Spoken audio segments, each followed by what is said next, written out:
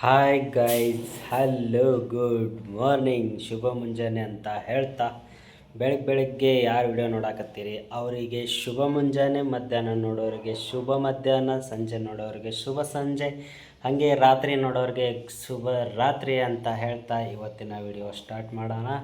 ಇವತ್ತಿನ ವಿಷಯ ಏನಿಲ್ಲಪ್ಪ, ಏನು ಬಂದಾಗೊಮ್ಮೆ ಇದನ್ನ ಹೇಳ್ತೀಯಲ್ಲ ಅಂತೇಳಿ ಅನ್ಬೇಡ್ರಿ ನೀವು. ಸಂಡೇ ಅದಕ್ಕೆ ಸ್ವಲ್ಪ ಫ್ರೀ ಇತ್ತು, ಒಂದು ವಿಡಿಯೋ ಮಾಡ್ಬೇಕಂತೇಳಿ ಬನ್ನಿ.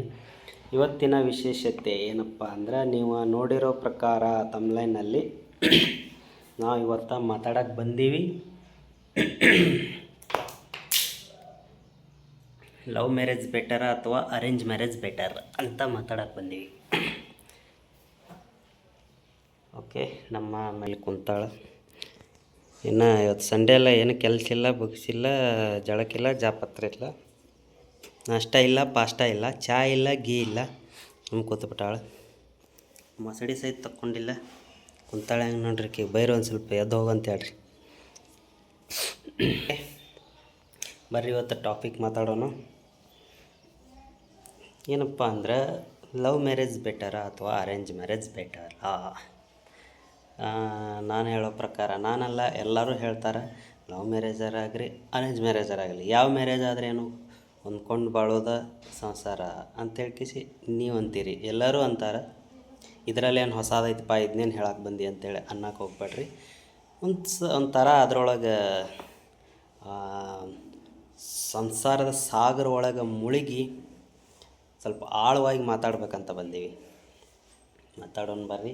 ಫಸ್ಟ್ ನಮ್ಮ ಮೇಡಮಗೆ ಕೇಳೋಣ ಅವರ ಅನಿಸಿಕೆ ಏನಂತ. ಲವ್ ಮ್ಯಾರೇಜ್ ಬಗ್ಗೆ ಅವ್ರು ಮಾತಾಡ್ತಾರೆ, ಅರೇಂಜ್ ಮ್ಯಾರೇಜ್ ಬಗ್ಗೆ ನಾನು ಮಾತಾಡ್ತೀನಿ. ಓಕೆ, ನಿಮಗೆ ಈ ಕಾನ್ಸೆಪ್ಟ್ ಇಷ್ಟ ಆಯ್ತಲ್ಲ, ಬರ್ರಿ ಈಗ ನಮ್ಮ ಮೇಡಮಗೆ ಮಾತಾಡ್ಸೋಣ. ನಮಸ್ತೆ ಮೇಡಮ್. ನಮಸ್ತೆ. ನಿಮ್ಮ ಹೆಸರು? ನಮ್ಮ ಹೆಸರು ಶ್ರೀದೇವಿ ಮಂಜುನಾಥ್ ಅಂತ ಹೇಳಿ. ಹಾಂ, ಇವತ್ತು ನಾವು ಮಾತಾಡೋಕ್ಕೆ ಬಂದಿರೋದು ಲವ್ ಮ್ಯಾರೇಜ್ ಬೆಟರ ಅಥವಾ ಅರೇಂಜ್ ಮ್ಯಾರೇಜ್ ಬೆಟರ ಅಂತ. ನಿಮ್ಮ ಅನಿಸಿಕೆಯನ್ನು ತಿಳಿಸಿ. ಲವ್ ಮ್ಯಾರೇಜ್ ಒಳ್ಳೆಯದಾ ಅಥವಾ ಕೆಟ್ಟದ?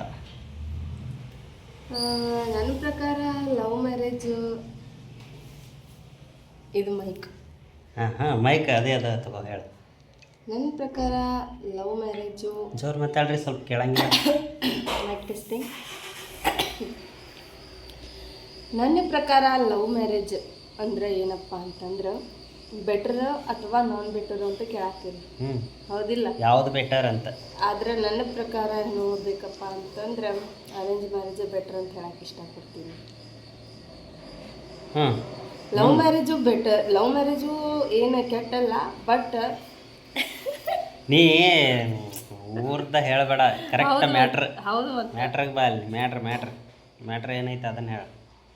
ಅನ್ನ ಹೇಳ್ತೇನೆ ನಾನು. ಅರೇಂಜ್ ಮ್ಯಾರೇಜ್, ನಿನಗೆ ಲವ್ ಮ್ಯಾರೇಜ್ ಬಗ್ಗೆ ಮಾತಾಡ ಅಂತ ಹೇಳಿದ್ದ. ಅರೇಂಜ್ ಮ್ಯಾರೇಜ್, ಲವ್ ಮ್ಯಾರೇಜ್ ಬಗ್ಗೆ ಯಾವ್ದು ಬೆಟರ್ ಅಂತ ಕೇಳಿನಿ. ಅರೇಂಜ್ ಮ್ಯಾರೇಜ್, ಯಾವ್ದು ಬೆಟರ್?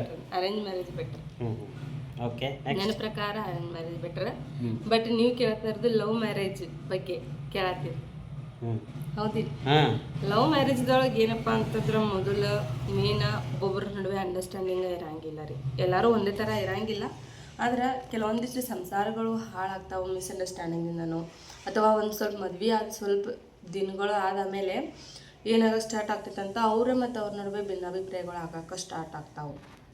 1-2-3 ವರ್ಷ ಅಥವಾ ಒಂದು ವರ್ಷ ಅಥವಾ ಒಂದು ಸ್ವಲ್ಪ 6 ತಿಂಗಳು ಅಥವಾ 3 ತಿಂಗಳು ಕಳೆದ ಮೇಲೆ ಅವರು ಗಂಡ ಹೆಂಡತಿ ಮೇಲೆ ಆಗಿರ್ಬೋದು, ಹೆಂಡತಿ ಗಂಡ ಮೇಲೆ ರೇಗಾಡೋದಾಗಿರ್ಬೋದು, ಜಗಳ ಮಾಡ್ತಿರೋದಾಗಿರ್ಬೋದು, ಈ ರೀತಿಯ ಸಮಸ್ಯೆಗಳು ಆಗ್ತಾವ. ಆದ್ರೆ ಎದರಿಂದ ಹುಟ್ಕೋತಾವು ಅಂತ ಗೊತ್ತಿಲ್ಲ. ಈ ಸಮಸ್ಯೆ ಎರಡು ಮ್ಯಾರೇಜ್ದಾಗೂ ಇರ್ತಾವ. ಬಟ್ ಲವ್ ಮ್ಯಾರೇಜ್ ಇರಲ್ಲ. ನಮಗೆ ಬೇಕಾಗಿರೋದು ಬೆಟರ್ ಯಾವುದು ಅಲ್ಲ. ಲವ್ ಮ್ಯಾರೇಜ್ ಒಳಗೆ, ಅರೇಂಜ್ ಮ್ಯಾರೇಜ್ ಒಳಗೆ ಆದ್ರೆ ಏನೋ ಸಮಸ್ಯೆಗಳಾದ್ರೂ 4 ಮಂದಿ ಹಿರಿಯರು ಇರ್ತಾರೆ ಬಗೆಹರಿಸಕ್ಕೆ. ಆದ್ರೆ ಲವ್ ಮ್ಯಾರೇಜ್ ಒಳಗೆ ಆದ್ರೆ ಅರೇಂಜ್ ಮ್ಯಾರೇಜ್ ಒಳಗೂ ಎಷ್ಟೇ ಹಿರಿಯರು ಹೇಳಿದ್ರು ಒಂದೊಂದು ಬಿದ್ದಾವಲ್ಲ, ಬೇರೆ ಆಗಿದ್ದಾವಲ್ಲ, ಡಿವೋರ್ಸ್ ಆಗಿದ್ದಾವಲ್ಲ, ಅದಕ್ಕೇನು ಹೇಳ್ತಿ? ಅದನ್ನ ಹೇಳೋದಕ್ಕೆ ಅದಕ್ಕೆ ಹಿಂದೆ ಸ್ವಲ್ಪ ಆಧಾರ ಇರ್ತೈತಲ್ಲ. ಅರೇಂಜ್ ಮ್ಯಾರೇಜ್ ಆದ್ರೆ ಹಿಂದೆ ಆಧಾರ ಇರ್ತಾರೆ. ಏನೋ ಒಂದು ಮನಿ ಸಪೋರ್ಟ್ ಆಗಿರ್ಬೋದು, ಅಥವಾ ಯಾರೋ ಅಣ್ಣ ತಮ್ಮ ಅಕ್ಕ ತಂಗಿ ರಿಲೇಟಿವ್ಸ್ ಆಗಿರ್ಬೋದು, ಯಾರಾದ್ರೂ ಒಬ್ಬರು ಆಧಾರ ಆಗಿರ್ತಾರೆ, ಹೆಣ್ಣಿನ ಜೀವನಕ್ಕಾಗಿರ್ಬೋದು ಅಥವಾ ಗಂಡಿನ ಜೀವನಕ್ಕಾಗಿರ್ಬೋದು. ಆದ್ರೆ ಲವ್ ಮ್ಯಾರೇಜ್ ಆದ್ರೆ ಇಬ್ಬರ ಬರ್ತಾರೆ, ಎಲ್ಲೋ ಒಂದು ಕಡೆ ಇರ್ತಾರೆ, ಹೆಂಗೋ ಸಂಸಾರ ಮಾಡ್ತಾರೆ.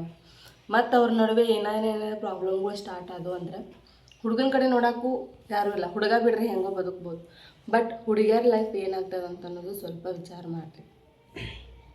ಆ ಸಿಚುವೇಶನ್ ತಕ್ಕಂಗೆ ಅಲ್ಲಿ ಪಿಕ್ಚರ್ ಹತ್ತಿ ಬಿಟ್ಟೈತೆ. ಹುಡುಗಿಯರ ಜೀವನ ಏನೇನು ಆಗ್ಬೋದು ಅಂತ ವಿಚಾರ ಅದನ್ನೇ ಹಾಳು ಪುರಾಣ ಮುಂದಿಂದ್ರಾಗ ಹೇಳು ವಿಡಿಯೋದಾಗ. ಈಗ ಭಾಳ ಲಾಂಗ್ ಆಗ್ತೈತಿ. ಬೆಟರ್ ಯಾವುದು ಅಂತ ಅಷ್ಟ. ನೀ ಮಾತಾಡಿದ್ದು ಸರಿ ಐತಿ. ಖರೆ ನಾನೇನು ಹೇಳ್ತೀನಿ ಕೇಳ್ರಿ. ಇಲ್ಲಿ ಲವ್ ಮ್ಯಾರೇಜು ಅಥವಾ ಅರೇಂಜ್ ಮ್ಯಾರೇಜು ಎರಡೂ ಓಕೆ. ಯಾವುದರ ಮದುವೆ ಆಗ್ರಿ ಒಟ್ಟು ಹೊಂದ್ಕೊಂಡು ಹೋಗೋದು ಮುಖ್ಯ ಆಗ್ತೈತಿ. ಎರಡರ ಬದಲು ಲವ್ ಕಮ್ ಅರೇಂಜ್ ಮ್ಯಾರೇಜ್ ಅಂತ ಇನ್ನೊಂದು ಬರ್ತೈತಿ. ಅದನ್ನಾಗ್ರಿ, ಅದು ಬೆಟರ್. ಇನ್ನೂ ಅದು 200% ಬೆಟರ್. ಯಾಕಂದ್ರೆ ಅದ್ರಾಗ ಸಂಬಂಧಿಕರು, ಮಂದಿ, ಮಕ್ಕಳು, ಮನೆಯವರು ಎಲ್ಲರೂ ಜೊತೆ ಇರ್ತಾರೆ. ಮತ್ತು ಅವ್ರ ನಡುವೆ ಅರ್ಥ ಮಾಡ್ಕೊಂಡಿರೋ ಅಂಡರ್ಸ್ಟ್ಯಾಂಡಿಂಗ್ ಇರ್ತೈತಿ. ಆಲ್ರೆಡಿ ಅರ್ಥ ಮಾಡ್ಕೊಂಡಿರ್ತಾರೆ ಅವ್ರು ಹೆಂಗೆ, ಹುಡುಗಿ ಹೆಂಗೆ, ಹುಡುಗ ಹೆಂಗೆ ಅಂತ. ಮತ್ತು ಮನೆಯವರು ಒಪ್ಕೊಂಡು ಮಾಡಿ ಕೊಟ್ರಂದ್ರೆ ಅದು ಒಳ್ಳೆ ರೀತಿಯಿಂದ ಆಗ್ತೈತಿ. ಮನೆಯವ್ರಿಗೂ ಇವ್ರು ಹೆಂಗೆ ಅಂತ ಗೊತ್ತಿರ್ತೈತಿ, ಇವ್ರ ಮನೆಯವ್ರು ಹೆಂಗೆ ಅನ್ನೋದು ಇವ್ರಿಗೂ ಗೊತ್ತಿರ್ತೈತಿ. ಅದಕ್ಕೆ ಲವ್ ಕಮ್ ಅರೇಂಜ್ ಮ್ಯಾರೇಜ್ ಎರಡಕ್ಕಿಂತ ಬೆಟರ್. ಆದ್ರೆ ನಾ ಹೇಳೋ ಪ್ರಕಾರ love marriage, arrange marriage, love cum arrange marriage ಯಾವುದಾರ ಆಗ್ರಿ, ಒಟ್ಟು 100 ವರ್ಷ ಚೆಂದಾಗಿ ಸಂಸಾರ ಮಾಡೋದು ಬೆಟರ್. ಎಷ್ಟೋ ಜನ ಲವ್ ಮ್ಯಾರೇಜ್ ಆಗಿನೂ ಇಲ್ಲಿವರೆಗೂ ಎಷ್ಟು 60-70 ವರ್ಷಗಟ್ಲೆನೂ ಸಂಸಾರ ಮಾಡಿದ್ದು ಹಿಸ್ಟ್ರಿ ಒಳಗೆ ಐತಿ. ಮತ್ತು ಅರೇಂಜ್ ಮ್ಯಾರೇಜ್ ಒಳಗೂ ಮದುವೆಯಾಗಿ 60-70 ವರ್ಷ 100 ವರ್ಷವರೆಗೂ ಬದುಕಿದ್ದು ಸಂಸಾರ ಮಾಡಿದ್ದೂ ಹಿಸ್ಟ್ರಿ ಒಳಗೆ ಐತಿ. ಎರಡೂ ಅದಾವೆ. ಎರಡರೊಳಗೂ ಒಳ್ಳೇದೈತಿ. ಅದ್ರಾಗೂ ಐತಿ, ಇದ್ರಾಗೂ ಐತಿ. ಎರಡೂ ಬೆಟರ. ಯಾವ್ದು ಬೇಕಾದಾಗ್ರಿ. ಮತ್ತು ಒಟ್ಟು ಭಿನ್ನಾಭಿಪ್ರಾಯ ಬೇಡ. ಸಣ್ಣ ಪುಟ್ಟ ವಿಷಯಕ್ಕೆ ಜಗಳ ಮಾಡಿಕೊಂಡು ದೂರ ಆಗೋದು. ಮತ್ತು ಅರೇಂಜ್ ಮ್ಯಾರೇಜ್ ಒಳಗೂ ಮದುವೆ ಮುರಿದಿದ್ದು ಅದಾವೆ, ಮುರ್ಕೊಂಡು ಹೋಗಿದ್ದು ಅದಾವೆ. ಲವ್ ಮ್ಯಾರೇಜ್ ಒಳಗೂ ಆಗಿದಾವೆ. ಮದುವೆ ಆದಮೇಲೂ ಹುಡುಗ ಮೋಸ ಮಾಡೋದು, ಹುಡುಗಿ ಮೋಸ ಮಾಡೋದು. ಇದ್ರಾಗ ಹುಡುಗ ಸರಿ ಇಲ್ಲ, ಹುಡುಗಿ ಸರಿ ಇಲ್ಲ ಅಂತ ಹೇಳೋಕ್ಕಾಗಲ್ಲ. ಒಟ್ಟು ಯಾರಾದರೂ ಕೆಟ್ಟವ್ರಾಗ್ಬೋದು. ಸಿಚುವೇಶನ್ ತಕ್ಕಂಗೆ ಹುಡುಗನೂ ಕೆಟ್ಟವಾಗ್ಬೋದು, ಹುಡುಗಿನೂ ಕೆಟ್ಟವ್ಬೋದು. ಅವರು ಒಳ್ಳೆಯವರು, ಇವರು ಒಳ್ಳೆಯವರು ಅಂತ ಹೇಳೋಕ್ಕಾಗಂಗಿಲ್ಲ. ಎಲ್ಲರೂ ಒಳ್ಳೆಯವರೇ. ಸಿಚುವೇಶನ್ ತಕ್ಕಂಗೆ ಎಲ್ಲರೂ ಕೆಟ್ಟವರೇ, ಅವ್ರವ್ರ ಪರಿಸ್ಥಿತಿ ತಕ್ಕಂಗೆ. ಅದಕ್ಕೆ ಅದೇ ಮದುವೆ ಇದೇ ಮದುವೆ ಬೆಟರ್ ಅಂತಲ್ಲ. ಮೇನ್ ಪಾಯಿಂಟ್ ಇರೋದು ಹೊಂದ್ಕೊಂಡು ಹೋಗೋದು, ಅರ್ಥ ಮಾಡಿಕೊಂಡು ಸಂಸಾರ ಮಾಡೋದನ್ನು ಬೆಟರ್ ಅಂತ ಹೇಳ್ತೀನಿ. ನಮ್ಮ ಅನುಭವದ ಪ್ರಕಾರ ಇಲ್ಲಿ ಮುಂದೆ ಹೇಳ್ತೀನಿ. ನಮ್ಮ ಅನುಭವದ ಪ್ರಕಾರ 3.5 ವರ್ಷ ಆಯ್ತು ನಾವು ಮದುವೆಯಾಗಿ. ನಾವು ಚಲೋನೇ ಅದೀವಿ. ಅದಕ್ಕೆ ಇಲ್ಲಿ ಮುಂದೆ ತೊಗೊಂಡ್ಬಾರಿ. ಅದಕ್ಕೆ ಯಾಕೆ ಆ ಥರ ನಾವು ಮದುವೆ ಆಗಿದ್ದು ಲವ್ ಮ್ಯಾರೇಜ್, ಆದ್ರೆ ನಾನು ಲವ್ ಮ್ಯಾರೇಜ್ನು ಯಾಕೆ ನಂಗೆ ಇಷ್ಟ ಇಲ್ಲಪ್ಪ ಅಂತ ಯಾಕೆ ಒಂದು ಮಾತು ಹೇಳಿನಂತಂದ್ರೆ, ನಮ್ಮಿಬ್ಬರು ಸಂಸಾರ ನೋಡಿ ಹೇಳಿಲ್ಲ ನಾನು. ಮನೆ ನಿಂಗೆ ಯಾರೋ ಒಬ್ರು ಪರ್ಸ್ನಲಾಗಿ DM ಮಾಡಿದ್ರು ಗೊತ್ತೈತಿ ಇನ್ಬಾಕ್ಸ್ ಒಳಗೆ. ಹಾಂ, ಅದಪ್ಪ ಈಗ ಅದನ್ನು ನಾನು ಆ ಹುಡುಗಿ ಗೋಳನ್ನ ನೋಡಿ ಅನ್ಕೊಂಡೆ ಎಲ್ಲರೂ ಒಂದೇ ರೀತಿ. ಅದೇ ನಾ ಒಂದೇ ರೀತಿಯಾಗಿ ಇರಲ್ಲ, ಯಾರು ಒಂದೇ ರೀತಿಯಾಗಿರಲ್ಲ. ಈಗ ನಾ ಇದ್ದಂಗೆ ನೀ ಇದ್ದಂಗೆ, ಈಗ ನಾನು ನೀನು ಅಂಡರ್ಸ್ಟ್ಯಾಂಡಿಂಗ್ ಮಾಡ್ಕೋತೀವಿ, ಓಕೆ. ನಾವು ಏನಾರು ತಪ್ಪು ಮಾತಾಡಿದ್ರು ನೀ ಸಹಿಸ್ಕೋತೀನಿ, ಏನಾರು ತಪ್ಪು ಮಾತಾಡಿದ್ರು ನಾನು ಸಹಿಸ್ಕೋತೀನಿ. ಬಟ್ ಎಲ್ಲರೂ ಇದನ್ನು ಮಾಡಿದರೆ ಯಾವ ಲವ್ ಮ್ಯಾರೇಜ್ ಒಳಗೂ ಜಗಳ ಆಗಂಗಿಲ್ಲ, ಯಾವ ಅರೇಂಜ್ ಮ್ಯಾರೇಜ್ ಒಳಗೂ ಜಗಳ ಆಗಂಗಿಲ್ಲ. ಮೇನ್ ಬೇಕಾಗಿರೋದು ಅಂಡರ್ಸ್ಟ್ಯಾಂಡಿಂಗ್. ಆ ಅಂಡರ್ಸ್ಟ್ಯಾಂಡಿಂಗ್ ಇರಲಿಲ್ಲಪ್ಪ ಅಂತಂತಂದ್ರೆ ಯಾವುದೇ ಮ್ಯಾರೇಜ್ ಆಗ್ರಿ, ನೀವು ಅರೇಂಜ್ ಮ್ಯಾರೇಜರ ಆಗ್ರಿ, ಲವ್ ಮ್ಯಾರೇಜರ ಆಗ್ರಿ, ಸಂಸಾರ ಅಂತೂ ಹದಿಗೆಟ್ಟು ಹೈದ್ರಾಬಾದಾಗ ಹೋಗ್ತೈತಿ. ಆದ್ರೆ ಲವ್ ಮ್ಯಾರೇಜರ ಆಗ್ರಿ, ಅರೇಂಜ್ ಮ್ಯಾರೇಜರ ಆಗ್ರಿ, ಒಟ್ಟು ಚಂದಾಗ ಸಂಸಾರ ಮಾಡಬೇಕು, ಒಳ್ಳೆ ಅಂಡರ್ಸ್ಟ್ಯಾಂಡಿಂಗ್ ಇರಬೇಕು, ಅತ್ತಿ ಮಾವನ ಚಲೋತೆಗೆ ನೋಡ್ಕೋಬೇಕು. ಲವ್ ಮ್ಯಾರೇಜ್ ಆಗಲಿ ಅಥವಾ ಅರೇಂಜ್ ಮ್ಯಾರೇಜ್ ಆಗಲಿ, ಮೇನ್ ಇದು ಇಂಪಾರ್ಟೆಂಟ್ ರೀ. ಅದೇ ಹೇಳ್ದಿಲ್ಲ ನಾನು, ಅವ್ರಿಗೆ ಯಾರೋ ಒಬ್ಬರು DM ಮಾಡಿದ್ರು ಅಂತ ಹೇಳಿ ಕೆಲಸ. ಹೌದು, ಆ ಥರ ಮಾತ್ರ ಸಂಸಾರ ಭಾಳ ಕೆಟ್ಟ ಅನ್ನಿಸ್ತು ನನಗೆ, ಭಾಳ ಬೇಜಾರ ಅನ್ನಿಸ್ತು. ಇನ್ನೊಂದು ಏನಪ್ಪ ಅಂದ್ರೆ, ಎಲ್ಲ ರೀತಿ ಲವ್ ಮಾಡಿದವರು ಎಲ್ಲರೂ ಒಂದೇ ಥರ ಇರಂಗಿಲ್ಲ. ಎಲ್ಲರೂ ನಿನಗತೇನೆ ಇರಂಗಿಲ್ಲ. ಹೌದಪ್ಪ. ಅರೇಂಜ್ ಮ್ಯಾರೇಜ್ ಒಳಗೆ ಅಂತಾರೆ ಪಾಪ ಅವರು ಒಬ್ರಿಗೊಬ್ರು ಅರ್ಥ ಮಾಡ್ಕೊಂಡಿರಲ್ಲ, ಯಾರೋ ಬಲವಂತಕ್ಕೆ ಆಗಿರ್ತಾರೆ. ಅಂಥ ಬಲವಂತಕ್ಕೆ ಆಗಿದ್ದನು ಎಷ್ಟೋ ಮದುವೆಗಳೂ ಆರಾಮಾಗಿ 70-80 ವರ್ಷ ಸಂಸಾರ ಮಾಡಿದ್ದೂ ಹಿಸ್ಟ್ರಿ ಒಳಗೆ ಅದಾವ. ಅದರಲ್ಲಿ ಏನಿಲ್ಲ.